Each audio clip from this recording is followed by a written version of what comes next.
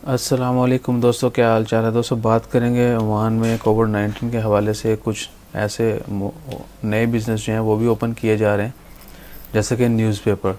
अभी पता है जब से लॉकडाउन शुरू हुआ है तब से न्यूज़पेपर जो हैं वो भी बंद थे। Newspaper was not printing. तो अभी जो है सुप्रीम कमेटी के कल के फैसले में, कल 4 जून को जुमेरात के दिन जो प्रेस कॉन्फ्रेंस थी उसमें ये भी वजाहत की गई है कि आने वाले वीक में जो है, यानी इन नेक्स्ट वीक वो क्लेरिफाई करेंगे कि वाकई ही क्या इजाज़त दी जाएगी न्यूज़पेपर प्रिंट करने की या नहीं। उन्होंने यानी बात तो छेड़ दी है कि न्यूज़पेपर की क्लेरिफिकेशन जो है, इस बात की वजाहत जो है वो नेक्स्ट वीक की जाएगी कि उनको इजाज़त दी जाए दोबारा से न्यूज़पेपर चलाने की या नहीं।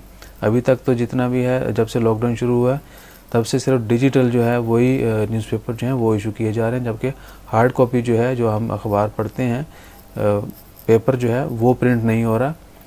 तो वो उसके लिए जो है वो प्रेस जो है उन्होंने और जितने भी न्यूज़ चैनल्स हैं, जो न्यूज़पेपर्स हैं, वो ट्राई कर रहे हैं कि उनको इजाज़त दी जाए ताकि वो न्यूज़पेपर प्रिंट कर सकें और मार्केट में जो है लोगों को घरों में पहुंचाया जा सके। तो उसके लिए इजाज़त जो है इंशाल्लाह नेक्स्ट वीक तक जो है वो उसकी क्लैरिफिकेशन देंगे सुप्रीम कमेटी।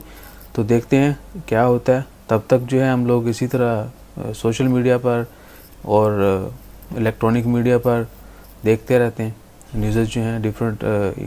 मोस्टली न्यूज़पेपर जो हैं they have their on website, और बाकी सोशल मीडिया प्लेटफॉर्म पे जो है उनके चैनल्स, उनके पेजेस, उनकी जो हैं बनी हुई हैं IDs, so we can follow them there.